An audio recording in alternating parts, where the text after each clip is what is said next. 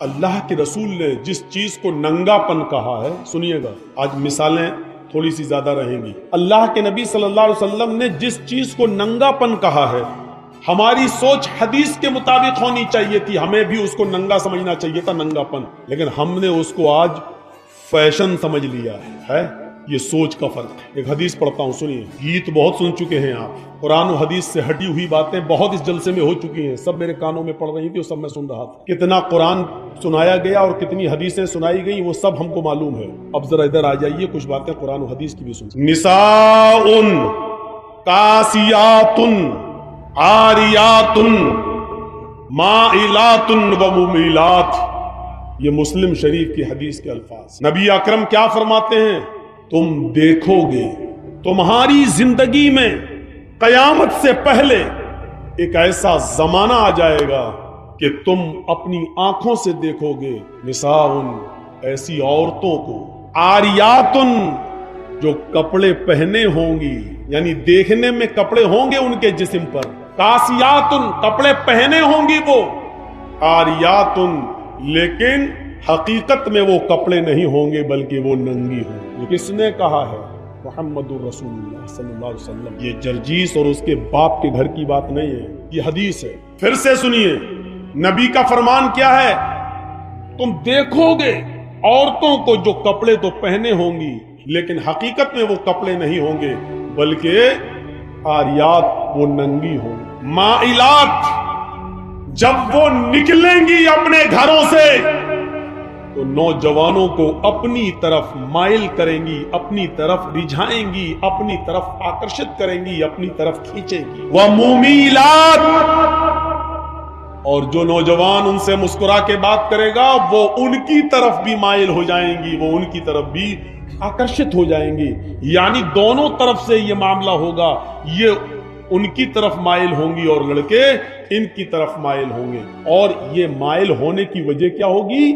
ان کے لباس، ان کے کپڑے، ان کی ڈریس، ان کی پوشاک، جس کو اللہ کے رسول نے کیا کہا؟ کپڑے تو پہنے ہوں گی لیکن ننگی ہوں گی۔ دیکھیے نبی نے کیا کہا؟ کپڑے تو پہنے ہوں گی لیکن ننگی ہوں گی۔ اللہ کے رسول نے ہمیں یہ بتایا کہ ہر کپڑا پہننے والی عورت کپڑا پہنے ہوئے نہیں ہے، وہ ننگی۔ کچھ کپڑے ایسے ہیں جن کو پہننے کے باوجود بھی عورت ننگی کہلاتی ہے۔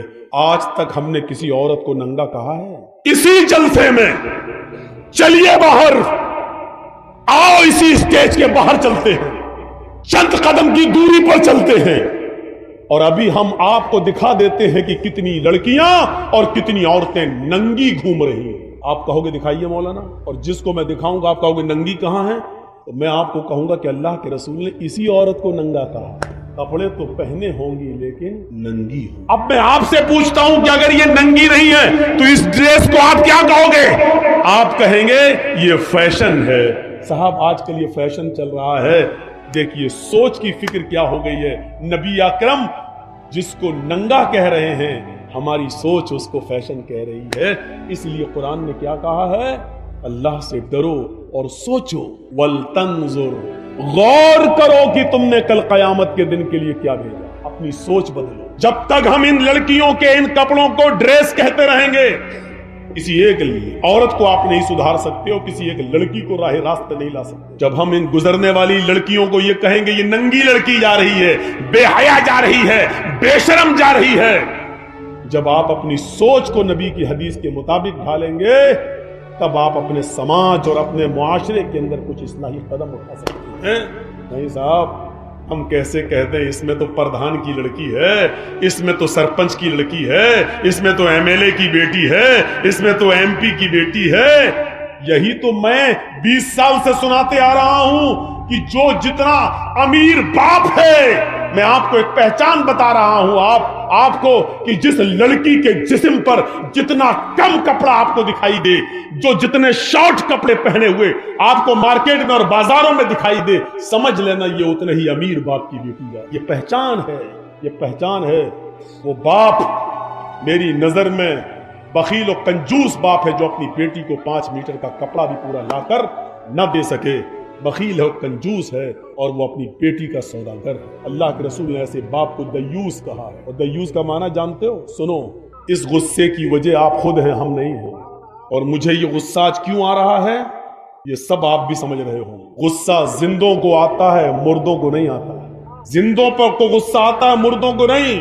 آپ کو غصہ آنا چاہیے، جائز بات پہ آنا چاہیے۔ اللہ کے رسول کو بھی غصہ آتا تھا، اور اتنا آتا تھا کہ آپ کی غصے میں آنکھیں لال ہو جاتی تھی، اور ایسا لگتا تھا جیسے کسی نے انار کا جوس، انار کا رسا نبی اکرم کی آنکھوں میں ڈال دیا۔ لوگ کہتے غصہ حرام ہے، ناجائز غصہ حرام ہے۔ جائز بات پر آپ غصہ کر سکتے ہیں۔ آپ کی بیٹی بے پردہ گھوم رہی ہے، آپ غصہ کیجیے، آپ کو کون روک رہا ہے؟ آپ کی بیوی بے پردہ گھوم رہی ہے، آپ غصہ کیجیے، آپ کو کون روک رہا ہے؟ آپ کا 10 سال سے بڑا بیٹا اگر مسجد میں اذان کی آواز سن کر نماز پڑھنے نہیں جاتا، آپ اس کو ماریے اور اس پر غصہ ہوئیے، یہ غصہ جائز ہے۔ اور غصہ ایسے مولوی بہت ملیں گے جو کہیں گے غصہ حرام ہے۔ تیرے باپ کا فتویٰ ہے غصہ حرام ہے؟ کہاں سے لایا تو؟ کس حدیث میں آیا؟ اگر غصہ حرام ہوتا تو حضرت عمر کو کبھی غصہ نہ آتا، نبی اکرم کو کبھی غصہ نہیں آتا۔ ہاں یہ کہیے کہ ناجائز غصہ حرام ہے۔ غصہ قوموں کی تبدیلی کا ذریعہ بنتا ہے، غصہ بیوی کی اصلاح کا ذریعہ بنتا ہے، غصہ اپنی اولاد کو سدھارنے کا اور راستے پہ لانے کا ذریعہ بنتا ہے۔ ایک باپ اپنی اولاد پر جائز غصہ کرنا چھوڑ دیا، اس لیے اولاد بگڑ رہی ہے۔ ایک شوہر اپنی بیوی پر جائز غصہ چھوڑ دیا، کرنا چھوڑ دیا، اس لیے بیوی بگڑ رہی ہے۔ ایک بھائی اپنی بہن پر جائز غصہ کرنا چھوڑ دیا، اس لیے بہنیں آج آوارہ گھوم رہی ہیں۔ جائز غصہ کیجئے، جائز غصوں سے اصلاح ہوتی ہے۔ سوچ بدلیے، اپنی سوچ۔ یا ایھا الذین آمنوا اتقوا اللہ، یا ایھا الذین آمنوا اتقوا اللہ ولتنظر نفس ما قدمت لغد۔ ایمانوں والو تم اللہ سے ڈرو، یعنی جو اللہ سے جتنا زیادہ ڈرے گا وہ اس دنیا میں اتنا ہی زیادہ گناہوں سے بچ بچ کر چلے گا، اور جتنا انسان گناہوں سے بچ بچ کر چلے گا آخرت کے اندر اتنی اس کی نیکیاں بڑھیں گی اور وہ جنت کا مستحق ہوگا۔ اس لیے فرمایا اللہ سے ڈرو، اور ہر انسان کو غور کرنا چاہیے کہ کل قیامت کے دن کے لیے اس نے کون سی تیاری کر رکھی ہے۔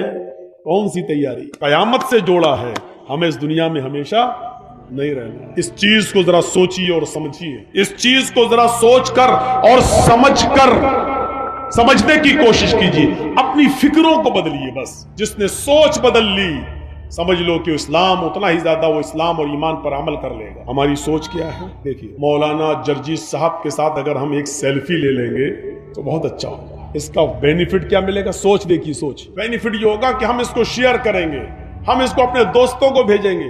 دو مقصد، پہلا مقصد ہمارے دوست کو ہم یہ بتائیں گے کہ دیکھیے جرجیس صاحب سے میری ملاقات ہو گئی ہے۔ دوسری، کسی کی دکان پہ بیٹھے اس نے اپنی دکان کے ساتھ میرا فوٹو کھینچ لیا، اب اس کو شیئر، جرجیس صاحب میری دکان پر آئے تھے۔ یہ ہماری سوچ ہے کہ کوئی بڑی چیز نہیں ہے سیلفی۔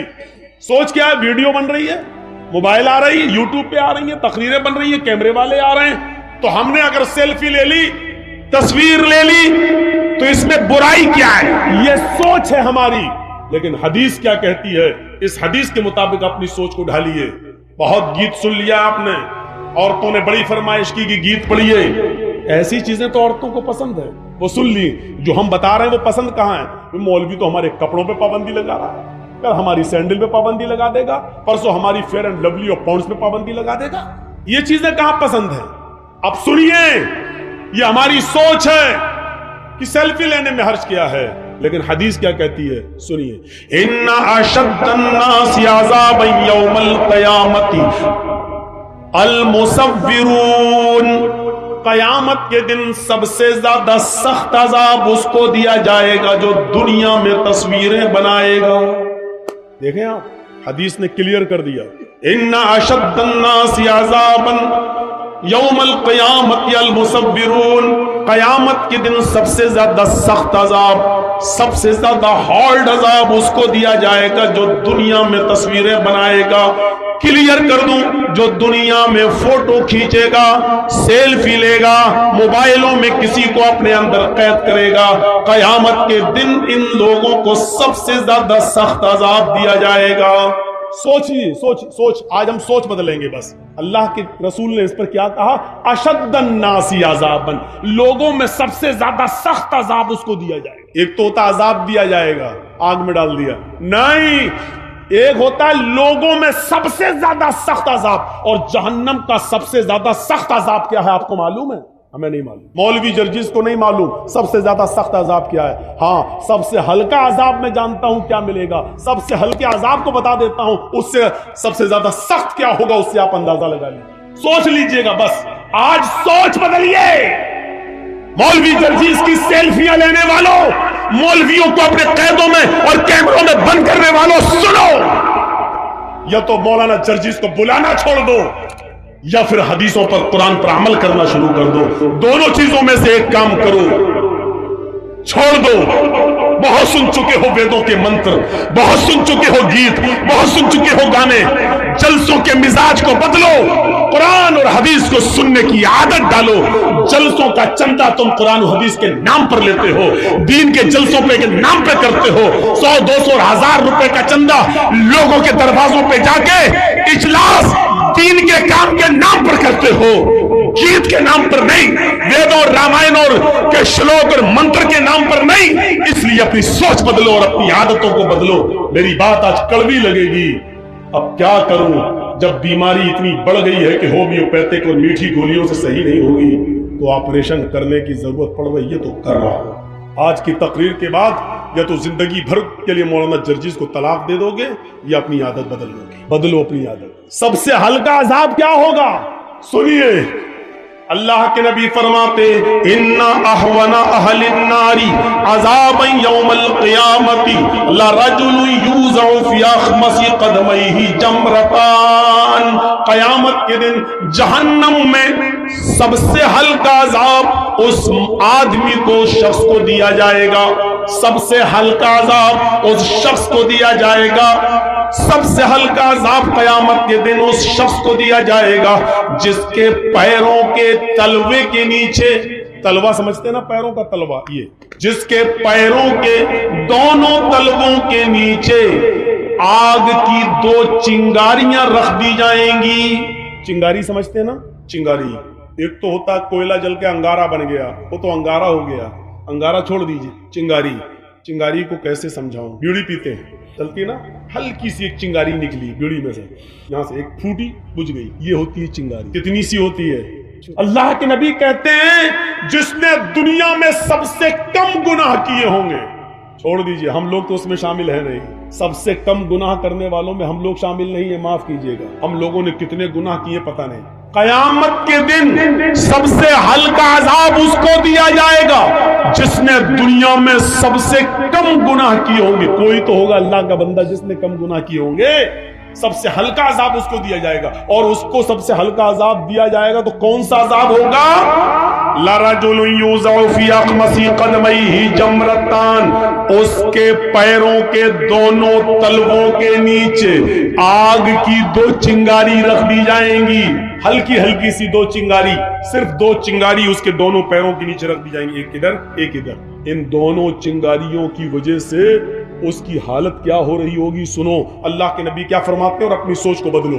اللہ کے نبی کیا کہتے ہیں؟ سب ان دونوں چنگاریوں کی وجہ سے اس کی حالت یہ ہوگی یغلی منہما دماغہ، جیسے تم ہانڈی کے اندر پانی بھر کر آگ پر رکھ دیتے ہو، چولہے پر رکھ دیتے ہو، اور تھوڑی دیر کے بعد وہ پانی جب بوائل ہوتا ہے، ابلتا ہے، ہانڈی میں اس پانی کے کھولنے کی آواز آتی ہے. یغلی منہما دماغہ، آگ کی ان دونوں چنگاریوں کی وجہ سے اس کا دماغ کھول رہا ہوگا. آگ کی دونوں چنگاری کی وجہ سے اس کا دماغ ٹھکانے نہیں رہے گا، اس کا بھیجا باہر نکلا جا رہا ہوگا، اس کا دماغ ہانڈی کی طرح کھول رہا ہوگا. یرا انہ اشد عذابا، وہ یہ سمجھ رہا ہوگا کہ میرے اللہ نے، میرے رب نے مجھے جہنم میں سب سے زیادہ ہارڈ، سب سے زیادہ سخت عذاب دیا ہے، حالانکہ یہ سب سے ہلکے عذاب والا انسان ہوگا، یہ سب سے ہلکے والا عذاب ہوگا. سب سے ہلکا عذاب والا انسان انسان ہوگا، لیکن ان دونوں چنگاریوں کی وجہ سے وہ یہ سمجھ رہا ہوگا کہ ہم سے زیادہ سخت اور ہم سے زیادہ شدید، ہم سے زیادہ ہارڈ عذاب کسی کو نہیں دیا جا رہا ہے۔ فوٹو بنانے والوں، تصویریں کھینچنے والوں، اب سوچو، مجھے معلوم ہے کہ میری اس تقریر کے بعد بھی تم نہیں مانو گے۔ کچھ لوگ کتے کی پونچھ کی طرح ٹیڑھے ہوتے ہیں، ان کو 100 سال کے بعد بھی کتے کی پونچھ کو اگر نکالو گے تو وہ ٹیڑھی نکلے گی، سیدھی نہیں ہوگی۔ اس کے بعد بھی چپکے سے کسی نہ کسی طریقے سے لے لیں گے۔ ہوتا ہے، میری نہیں کسی اور کی، وہ لیں گے، نہیں بدلے گی عادت۔ مریں گے تب دیکھا جائے گا، ابھی تھوڑی مر رہے ہیں ہم، مرنے سے پہلے توبہ کر لیں گے۔ جب اللہ رب العالمین کا فیصلہ آ جاتا ہے تو کبھی کبھی وقت ایسا بھی ہوتا ہے کہ توبہ کی مہلت بھی نہیں ملتی ہے، کسی سے معافی و تلافی کی مہلت بھی نہیں ملے گی۔ کبھی کبھی ایسا منظر بھی سامنے آ جاتا ہے۔ میرے پیارے ساتھیوں، غور کیجئے، اس منظر کو دیکھیے، سوچ بدلیے اپنی۔ سب سے ہلکا عذاب اس کو دیا جائے گا جس کے پیروں کے تلوے کے نیچے 2 آگ کی چنگاریاں رکھ دی جائیں گی۔ جب سب سے ہلکا عذاب ہی ہوگا تو تصویر بنانے والوں کو سب سے زیادہ سخت عذاب دیا جائے گا۔ تو سب سے زیادہ سخت عذاب کیا ہوگا؟ ان اشد الناس عذابا یوم القیامت المصورون، قیامت کے دن سب سے زیادہ سخت عذاب ان کو دیا جائے گا جو دنیا میں تصویریں بنائیں گے، جو دنیا میں فوٹو کھینچیں گے، جو دنیا میں اپنے موبائل میں کسی کو قید کریں گے۔ سوچو، تم اللہ رب العالمین کی ایک تخلیق، اللہ نے انسان کو، جاندار کو پیدا کیا، تم اس کو اپنے کیمروں میں بند کر رہے ہو جبکہ تم اس کے اندر روح نہیں ڈال سکتے ہو۔ قیامت کے دن اللہ تمہارے ان کیمروں کو تمہارے سامنے پیش کر دے گا، تم نے جن چیزوں کو کھینچا ہے وہ پیش کر دے گا۔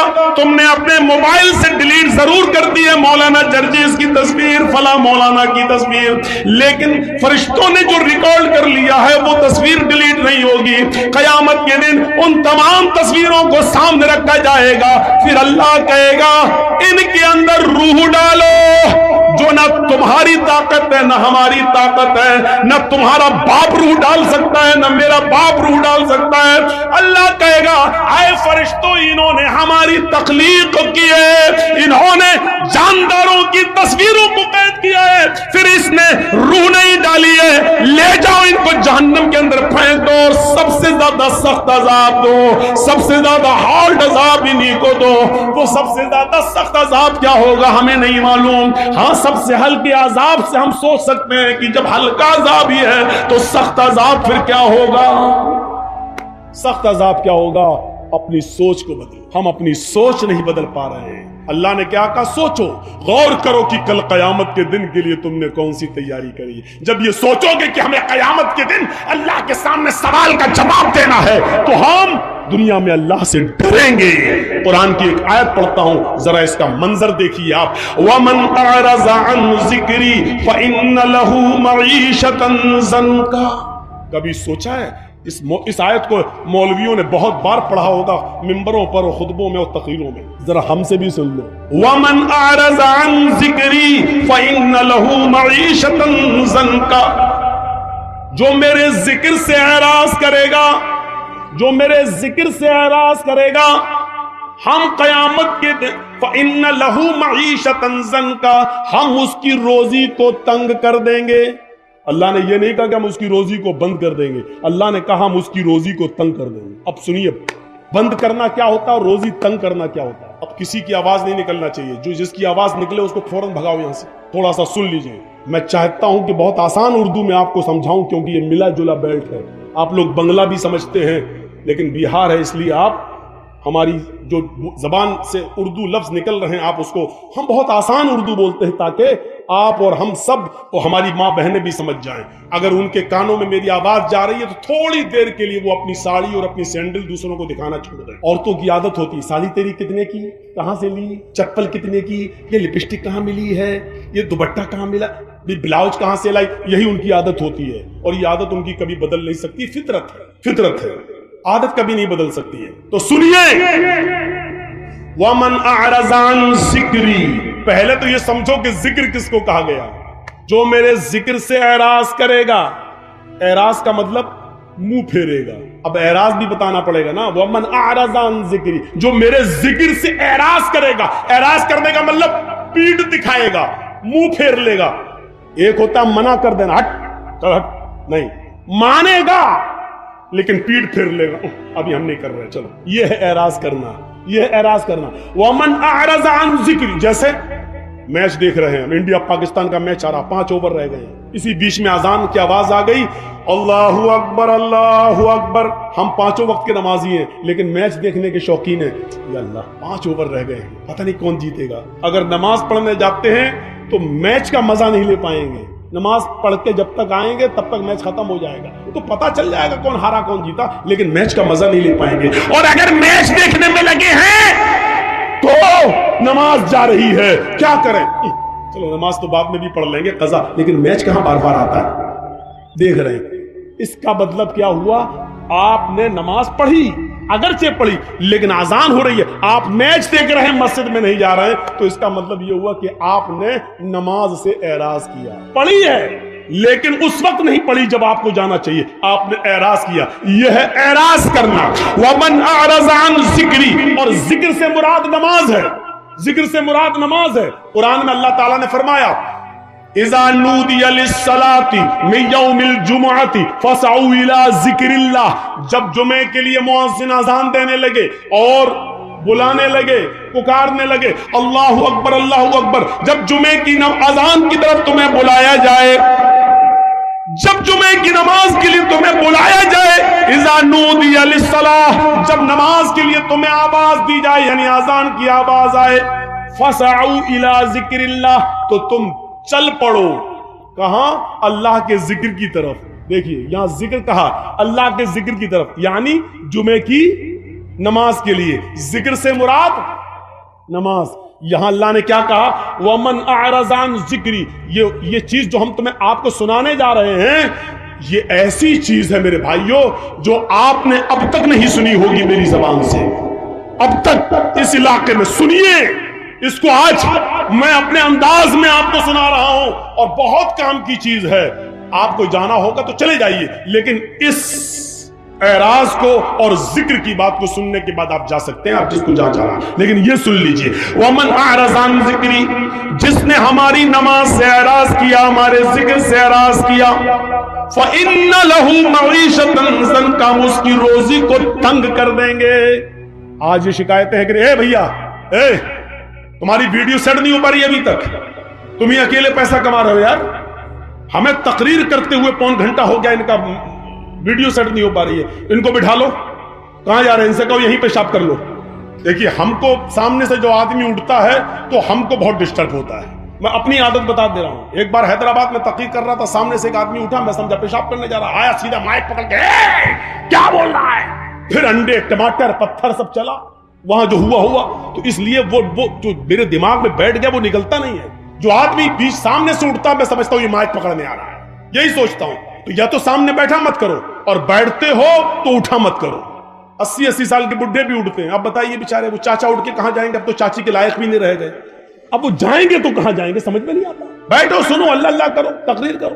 وَمَنْ أَعْرَضَ عَنْ ذِكْرِي, جو ذکر سے نماز سے منہ موڑے گا, اعراض کرے گا, ہم اس کی روزی کو تنگ کر دیں گے. اللہ نے کہیں نہیں کہا کہ ہم اس کی روزی بند کر دیں گے. کیا بے نمازیوں کو روزی نہیں ملتی ہے؟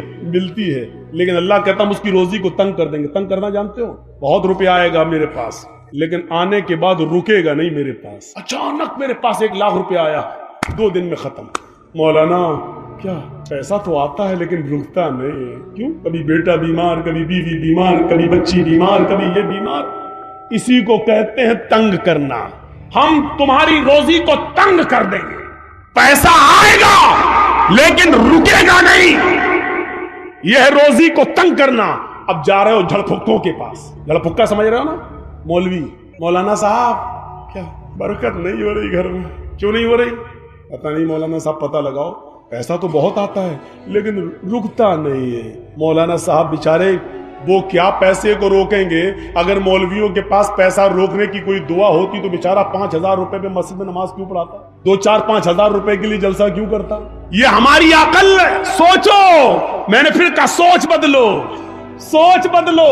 तुम मौलवियों से तावीज ले रहे हो। अरे मौलवी के पास तो खुद बेचारे के पास इनकम नहीं हो रही है, मौलवी खुद बददुआ दे रहा, मदरसे के सेक्रेटरी तो खुद तो कमाता है 1 लाख रुपया, हमको दे रहा 5,000 रुपया। एक मौलवी साहब तो मस्जिद में दुआ कर रहे थे खुतबा देने के बाद, अल्लाह जितनी तनख्वाह हमारी उतनी मस्जिद की सेक्रेटरी की कर दो।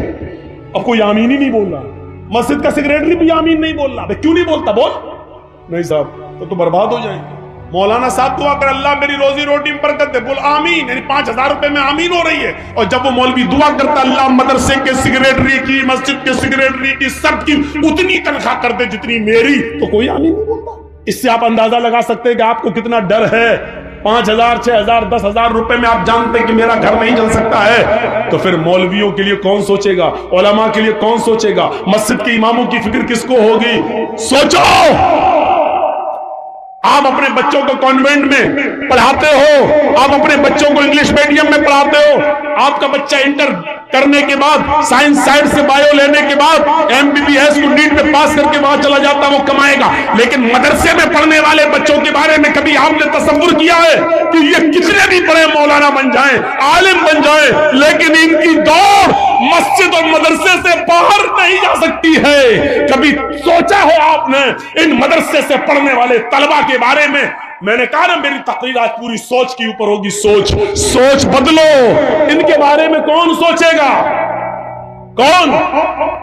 एक एमएलए, एक एमपी, एक सरपंच, एक मुखिया अपनी बेटी की शादी बड़े धूमधाम से कर रहा है, लेकिन इसी गांव में एक वो गरीब लड़की भी रहती है जिसके बाप के पास मोटरसाइकिल खरीदने का पैसा नहीं है कि वो देकर अपनी बेटी का हाथ पीला कर सके। इस बेटी के बारे में कौन सोचेगा? किसको फिक्र होनी चाहिए? एमएलए, एमपी की बेटी बारात उसके घर में आती है, 500 और 1000 आदमियों को बेहतरीन खाना खिलाएगा, लेकिन सोचो उस गरीब आदमी की बेटी के घर में अगर 400 और 500 आदमियों की बारात नहीं, सॉरी बारात का लफ्ज बदनाम मत करो, इसलिए मैं कहता हूं ये 400 और 500 चोर, ये लुटेरे, ये डाकू जिस घर में पहुंच गए हैं, कभी सोचा है कि उस लड़की का बाप इनको कहां से खिलाएगा, क्या कहां से कर्जा लेगा? इन बेटियों के बारे में कौन सोचेगा और इनके माँ बाप के बारे में कौन सोचेगा? इस्लाम ने तो गरीबों के लिए भी रास्ते निकाले थे, आपने रास्ते बंद क्यों किए? सुनना पड़ेगा आज तुम्हें, क्या तुम्हारे बाप को भी सुनना पड़ेगा। जब तक मैं यहाँ हूं, ये अथॉरिटी पावर मुझे जनाब मोहम्मद रसूलुल्लाह की शरीयत ने दिया है, ये सुनना पड़ेगा। इसलिए सोचो। कुरान ने बार बार कहा फ़अतबिरू या उलिल अब्सार, आए अकल रखने वालों सोचो। कुरान ने बार बार कहा तदब्बरून, क्या तुम गौर फिक्र नहीं करते? ताकिलून, क्या तुम अक्ल शऊर से काम नहीं लेते? कुरान ने बार बार सोचने और फिक्र करने की दावत दी है कि सोचो। वमन अअरज़ अन ज़िक्री फ़इन्न लहू मईशतन ज़ंका, जो दुनिया में अल्लाह के जिक्र से एराज करेगा, हम उसकी रोजी को तंग कर देंगे। फिर समझो एराज किसको कहते हैं? एराज हमारी बीवी का, यानी हमारा और हमारी बीवी का, दोनों का बच्चा तो एक ही होता है। बच्चा लेटा है, पैदा हुआ है, 6 महीने का है, 7 महीने का, माँ का दूध पीता है, लेकिन माँ टीवी का सीरियल देख रही है। सोचिएगा, माँ टीवी का सीरियल देख रही है, बहुत अच्छा नाटक आ रहा है, बहुत अच्छा सीरियल आ रहा है, बच्चा भूख से रो रहा है, माँ की जिम्मेदारी है कि अपने रोते हुए बच्चे को उठाए, अपनी पिस्तान से अपना दूध पिलाए, लेकिन माँ जानती है कि बच्चा रो रहा है, लेकिन बच्चे को रोने दे रही है, लेकिन सीरियल का ड्रामा नहीं छोड़ रही है। थोड़ी देर का और है, इसको पूरा हो जाने दो, बच्चे को दूध पिलाऊंगी तो सही से देख नहीं पाऊंगी। इसको कहते हैं कि इस माँ ने बच्चे से एराज किया है, यानी माँ बच्चे को भूल गई है। माँ ने बच्चे को भगा नहीं रही है, बच्चे को फेंक नहीं रही है, बच्चे को मार नहीं रही है, बच्चे से पीठ फेर ली, यानी एराज कर लिया। यानी माँ अपने बच्चे की फिक्र नहीं कर रही है, बल्कि सीरियल की फिक्र कर रही है।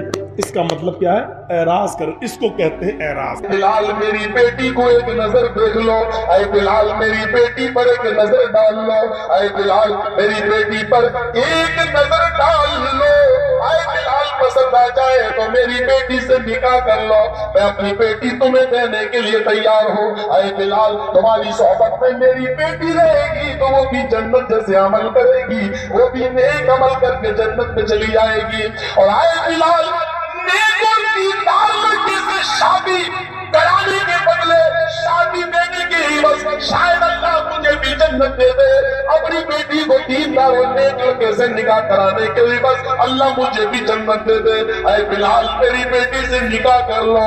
میرے بھائیوں غور کرو، ہم اندازہ تو لگائیں، سوچیں تو صحیح، آپ نے چھوٹا بڑا کچھ نہیں دیکھا، کالا گورا کچھ نہیں دیکھا، امیر و غریب کچھ نہیں دیکھا، سب کو برابر کی نظر سے دیکھتے تھے،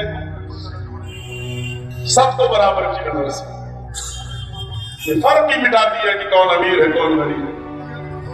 اور اسی لیے خانہ کعبہ میں سال میں ایک بار لوگ جمع ہوتے ہیں، میدان عرفات میں جمع ہوتے ہیں 9 تاریخ کو، عرفات کے دن عرفات کے میدان میں پوری دنیا کے چپے چپے سے آئے ہوئے لوگ ایک جگہ جمع ہوتے ہیں۔ میرے بھائیوں اس منظر کو دیکھیے، جو 9 تاریخ کو میدان عرفہ نہیں پہنچا اس کا حج نہیں ہوتا ہے، حج مین عرفات کا دن اور عرفات کا میدان حج کا مین رکن ہے، کوئی بھی رکن چھوٹ جائے تو آپ کے حج میں تھوڑی کمی تو آ سکتی ہے، لیکن حج ایسا نہیں کہ نہیں ہوگا۔ لیکن عرفات کے میدان میں اگر 9 تاریخ کو آپ نہیں پہنچے تو آپ کا حج نہیں مانا جائے گا، وہ مین پوائنٹ ہے۔ عرفات کے میدان میں لوگ جمع ہیں، 35 لاکھ 40 لاکھ کا مجمع ہے، اور سب کی زبان سے ایک جملہ نکل رہا ہے، لبیک لبیک اللہم لبیک لا شریک لک لبیک۔ یہ جانتے ہو یہ لبیک کیا ہے؟ ہم تو بس یہاں سن لیتے ہیں لبیک لبیک، یہ لبیک ہے کیا؟ لبیک کا معنی کیا ہے؟ حاضر ہوں حاضر ہوں، لبیک لبیک حاضر ہوں اللہم لبیک، حاضر ہوں اللہ میں حاضر ہوں۔ یہ حاضر ہوں کیا مطلب؟ کیا اللہ دیکھ نہیں رہا ہے حاضر ہوں؟ یہ حاضر ہے کیا ہے؟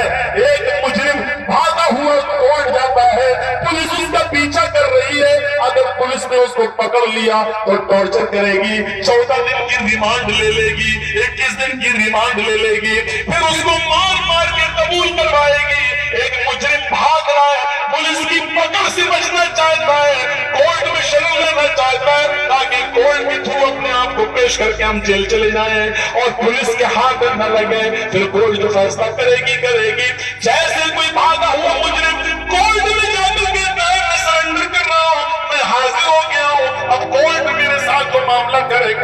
میرے پیارے ساتھیوں، ایسے ہی ہندوستان سے بھاگے ہوئے مجرم شرم لے رہے ہیں، پاکستان سے بھاگے ہوئے مجرم، انڈونیشیا سے بھاگے ہوئے مجرم، افریقہ اور امریکہ سے بھاگے ہوئے مجرم سب سے بڑی کورٹ میں عرفات کے میدان میں جمع ہو کر کہہ رہے ہیں لبیک لبیک، اے اللہ میں گناہوں کا بوجھ لا کر حاضر ہو گیا ہوں، اے اللہ میں گناہوں کا بوجھ لا کر میرے دربار میں پہنچ گیا ہوں، اے اللہ میں نے اپنے آپ کو میرے سامنے سرنڈر کر دیا ہے، اے اللہ میں اپنے گناہوں کی معافی مانگنے کے لیے آیا ہوں، اے اللہ میں اپنے گناہوں کی क्षमा مانگنے کے لیے آیا ہوں، اے اللہ مجھے معاف کر دے، اے اللہ حج کے بعد میں کوئی گناہ نہیں کروں گا، اے اللہ میں اپنی بستی میں بالکل نیک و شریفانہ زندگی گزاروں گا۔ ایک آدمی اعلان کر رہا ہے، اپنے آپ کو اپنے رب کے سامنے وہ پیش کر رہا ہے، یہ کیا مطلب کہ ہم نے اپنے تمام جرائم کا اقرار کر رہا ہوں، گناہوں کا اعتراف کر رہا ہوں، لیکن تیرے کورٹ میں تیرے دربار میں سرنڈر کر رہا ہوں،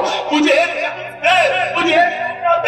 مجھے زندگی گزارنے کا ایک اور موقع دے۔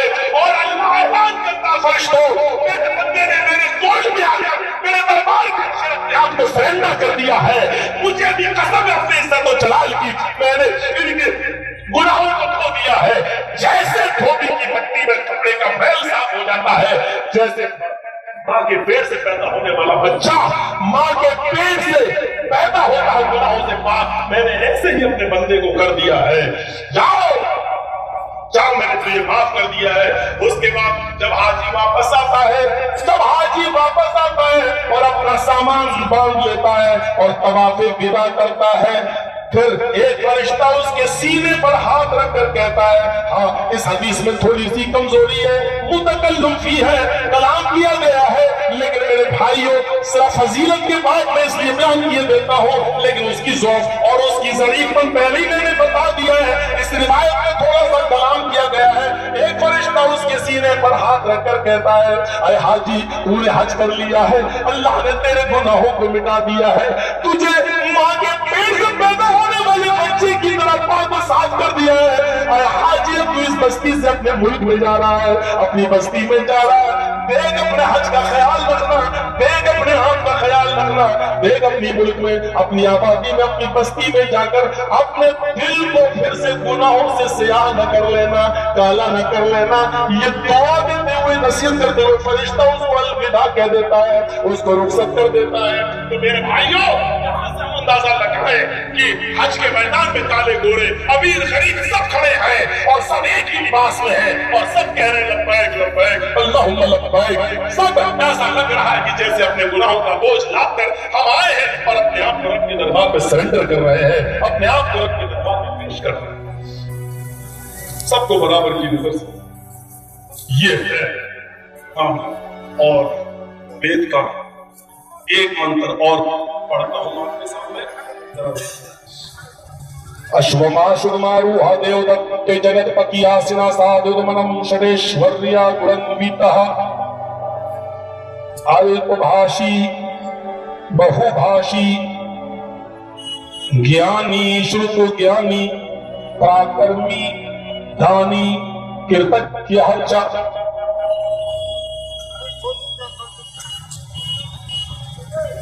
انتم رشی کلکی کو, محمد کو, نراشنس کو ایک گھوڑا دیا جائے گا. اشوما شرماروہ, اس گھوڑے پر بیٹھ کر وہ تیرتھ یاترا, وہ سفر کرے گا, یاترا کرے گا آسمان کی. شرماروہ, تیز رفتار, بجلی سے بھی زیادہ تیز رفتار سے چلے گا وہ گھوڑا. براق کی طرف اشارہ, گھوڑے پر بیٹھیں گے براق پر. بجلی سے بھی زیادہ تیز رفتار سے چلنے والی سواری کون سی؟ براق. اسی کو عربی میں براق کہتے ہیں, برق کے معنی بجلی. براق بجلی سے بھی زیادہ تیز چلے گا. آسمان سے جو بجلی چمکتی ہے یہ والی بجلی نہیں, آسمانی بجلی ایک سیکنڈ میں 1,86,000 میل کی رفتار طے کرتی ہے. ایک سیکنڈ میں. وگیان تم پڑھتے ہو, بایولوجی تم پڑھتے ہو, اور یہ بتانا پڑ رہا ہے ایک ملا مولوی کو, یہ چیز سمجھانا پڑ رہی ہے ایک ملا کو, ایک مولوی. آسمان سے چمکنے والی بجلی جو چمکتی ہے اس کی رفتار ایک سیکنڈ میں, ایک منٹ نہیں, ایک سیکنڈ میں. اور ایک سیکنڈ کتنی دیر کا ہوتا ہے؟ آنکھ بند کرو کھولو, ایک سیکنڈ ہو گیا, ہو گیا. ایک سیکنڈ میں 1,86,000 میل کی رفتار. وہ بجلی سے بھی زیادہ تیز رفتار سے چلے گا. اب اندازہ لگائیے کتنی تیز رفتار سے چلا ہوگا. یہ چاند صرف 2,40,000 میل کی اونچائی پر ہے. چاند کتنا؟ 2,40,000 میل کی. اور سورج کتنا ہے؟ 9,30,00,000 میل. چاند 2,40,000 میل, سب سے نزدیک چاند ہی ہے. اور سورج 9,30,00,000 میل کی بلندی پر. اور سورج کے بعد پھر سیارے, اور سیاروں کے بعد کہکشائیں. اب سنیے, سورج کو پار کرنے کے بعد سیارے, سب سے نزدیک سیارہ اور سب سے دور والا سیارہ. اس کی دوری بتا دوں میں آپ کو. قریب کا سیارہ جو سب سے نزدیک سیارہ, سورج کو پار کرنے کے بعد پھر سیاروں کا دور, سب سے نزدیک سیارہ, اس سیارے تک پہنچنے کے لیے, اس سیارے تک پہنچنے کے لیے آپ کو عمر چاہیے 7,000 سال کی. کتنے سال کی؟ 7,000 سال کی. سب سے قریب سیارے تک. اور سب سے اوپر والا سیارہ, سب سے بعید والا سیارہ, اس تک اگر آپ کو جانا ہے تو وہاں تک پہنچنے کے لیے آپ کو عمر چاہیے 40,000 سال کی. یہ 1000 والا معاملہ ذرا یاد رکھنا. سب سے نزدیکی سیارے تک پہنچنے کے لیے عمر کتنی چاہیے؟ 7,000. 60 نہیں, 7 صرف 7. اور سب سے اوپر والا سیارہ, اس تک پہنچنے کے لیے عمر چاہیے 40,000 سال کی. لیکن آپ کون سے راکٹ پر بیٹھ کر سفر کریں گے تب پہنچیں گے؟ کہ راجدھانی ایکسپریس تو 140 سے 160 سے زیادہ نہیں چلتی. یہ فلائٹ پلین جس سے ہم لوگ آتے ہیں, کبھی بامبیورا اترتے ہیں, کبھی کلکتہ اترتے ہیں, یہ بھی 800-900 کلومیٹر سے زیادہ نہیں، زیادہ سے زیادہ 1000 کلومیٹر چلتا ہے بس۔ 15,000 میل 15,000 میل 1 گھنٹے میں چلنے والا راکٹ، اس راکٹ پر آپ بیٹھ کر سفر کریں جو راکٹ 1 گھنٹے میں 15,000 میل کی رفتار سے چلتا ہو، تب آپ کو 7,000 سال لگیں گے نزدیکی سیارے تک پہنچنے کے لیے، اور 40,000 سال لگیں گے آپ کو سب سے اوپر والے سیارے تک پہنچنے کے لیے۔ 40,000 سال، اور آدمی کی عمر کتنی ہے؟ 75 سال، 80 سال، بہت ہے تو 100 سال، اور 15,000 میل والا راکٹ بھی نہیں ہے۔ ابھی امریکہ، جارج بش، ان کتوں نے بھی نہیں بنایا ابھی احساس۔ اب تو سیارے ختم ہوئے، اب کہکشاؤں کا دور آیا۔ ابھی پہلا آسمان نہیں آیا، اب کہکشاؤں کا دور آیا، اور پہلی کہکشاں تک جانے کے لیے، اب سنیے اب اور خطرناک بات، پہلی کہکشاں تک جانے کے لیے آپ کو عمر چاہیے 7 لاکھ سال کی، اور آخری کہکشاں تک پہنچنے کے لیے آپ کو عمر چاہیے 40 لاکھ سال کی۔ پہلی کہکشاں تک پہنچنے کے لیے عمر چاہیے 7 لاکھ سال کی، اور آخری کہکشاں تک پہنچنے کے لیے عمر چاہیے 40 لاکھ سال۔ 40 لاکھ کتنے ہو گئے؟ 1 سال، 2 سال، 3 سال، پھر 100 سال، پھر 200 سال، 1000 سال، 1000 سال، پھر 100,000 سال تک 1 لاکھ سال ہوگا۔ 40 لاکھ، دماغ کام نہیں کر رہا، کمپیوٹر نہیں ہے میرا دماغ۔ 40 لاکھ سال لگیں گے آخری کہکشاں تک پہنچنے کے لیے، لیکن وہ کون سا راکٹ؟ یہ 15,000 والا نہیں، 1 گھنٹے میں 15,000 میل کی رفتار سے چلتا ہو یہ راکٹ نہیں، بلکہ اس راکٹ پر بیٹھ کر سفر کرے جو راکٹ برق کی رفتار سے، بجلی کی رفتار سے چلتا ہو، یعنی 1 سیکنڈ میں 1,86,000 میل اڑتا ہو، اس راکٹ پر بیٹھ کر سفر کریں گے تو 40 لاکھ سال لگیں گے۔ 40 لاکھ سال، ارے اللہ دماغ خراب ہو گیا۔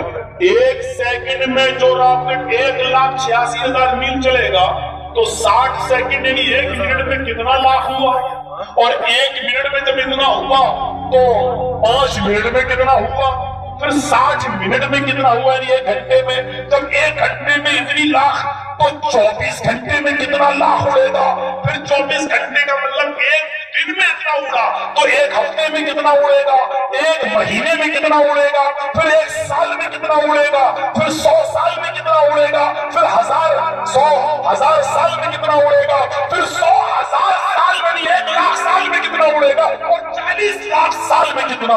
میرے بھائی اس کے بعد اب آپ آخری کہکشاں تک پہنچے ہیں، اور آخری کہکشاں کی اوپر، اور اس کے بھی بہت اوپر، اور اس کے بھی بہت اوپر پہلا آسمان آپ کو ملے گا، پھر اتنی ہی بلندی پر دوسرا آسمان، پھر اتنی ہی بلندی پر تیسرا، پھر چوتھا، پھر پانچواں، پھر چھٹا آسمان۔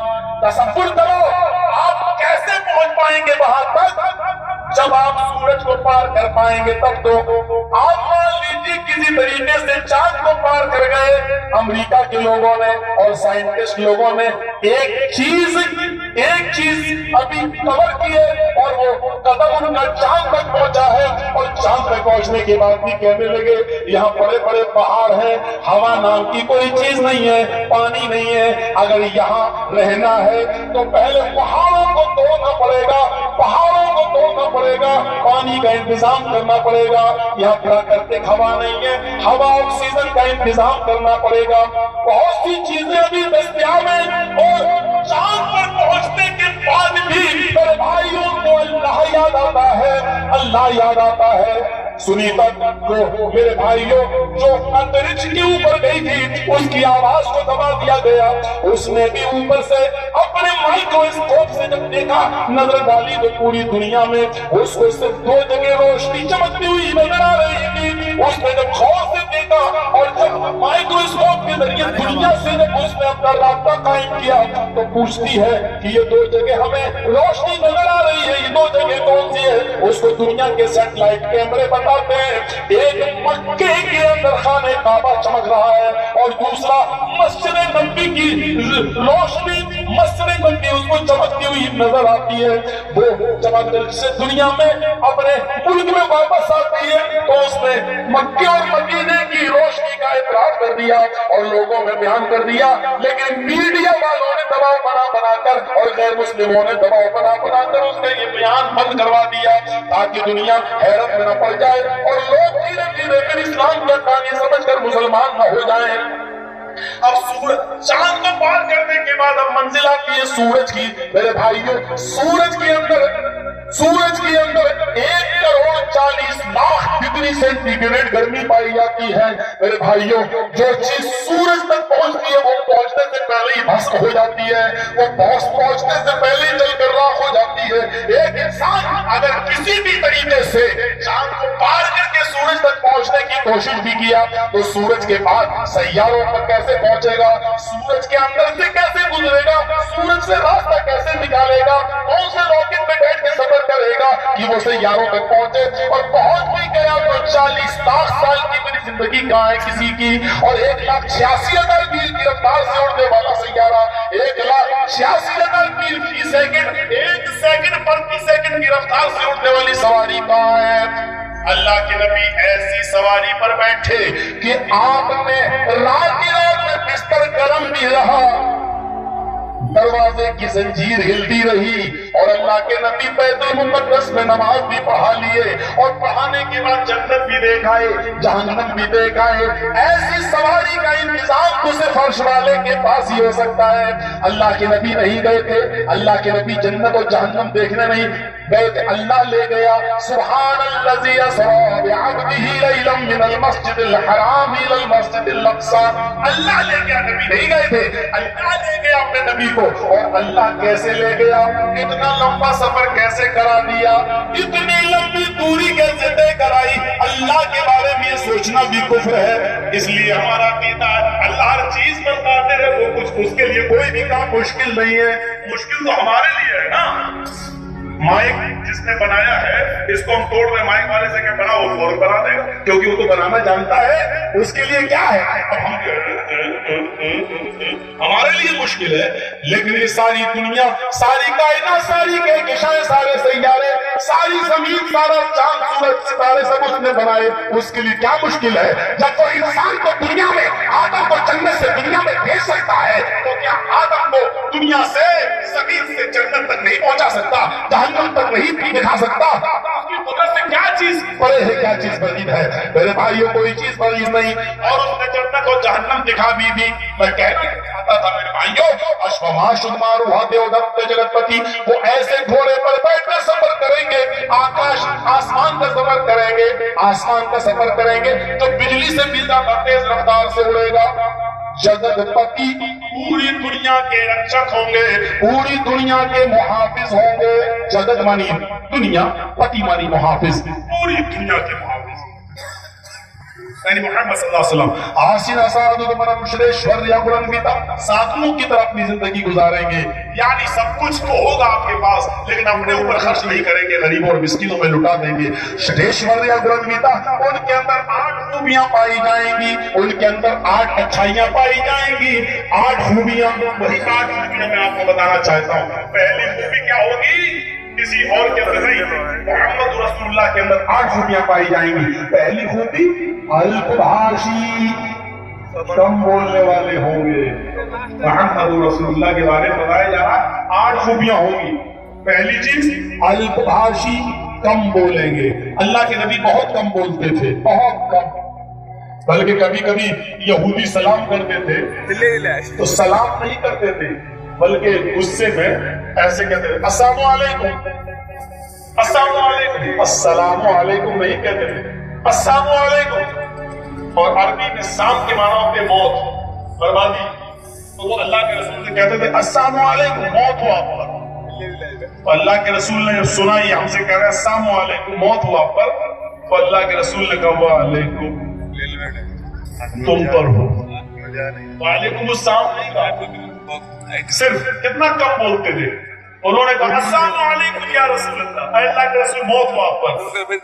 और वो समझ रहे थे कि अल्लाह के नबी समझेंगे मैं सलाम कर रहा हूँ, अस्सलाम वालेकुम, तो जवाब में कहेंगे वालेकुम अस्सलाम। लेकिन अल्लाह के रसूल समझ गए, सुन लिए, अस्सलाम वालेकुम, मौत हुआ आप पर। अल्लाह के नबी ने कहा वालेकुम, जो तुम मुझ पर भेज रहे हो तुम पर। कम बोलते थे, बहुत कम। बहुभाषी, मुस्तकबिल की बातें बताएंगे, मुस्तकबिल की, फ्यूचर की। अल्लाह के रसूल ने फ्यूचर की बातें बताई है, ये होगा, बाद में ये होगा, एक जमाना ऐसे आ जाएगा, एक जमाना ये होगा, शिर्क आम हो जाएगा, बिदअतों का रवाज होगा, जिनाकारी बढ़ जाएगी, बेपर्दगी का दौर दौरा होगा, निसाउन कासियातुन नारियातुन मुमीलातुन वमाइलात। औरतों को तुम देखोगे कि कपड़े तो पहनेंगी, लेकिन कपड़े पहनने के बावजूद भी वो नंगी होंगी। मुमीलातुन वमाइलात, नौजवानों को अपनी तरफ माइल करेंगी और खुद भी नौजवानों की तरफ झुकेंगी, यानी मेकअप ऐसा करेंगी, इतना मेकअप करेंगी कि नौजवान उनके पीछे पड़ेंगे और वो नौजवानों के पीछे पड़ेंगी। मुमीलातुन वमाइलात, बहुत ज्यादा मेकअप होगा। ये सब अल्लाह के नबी ने बताया।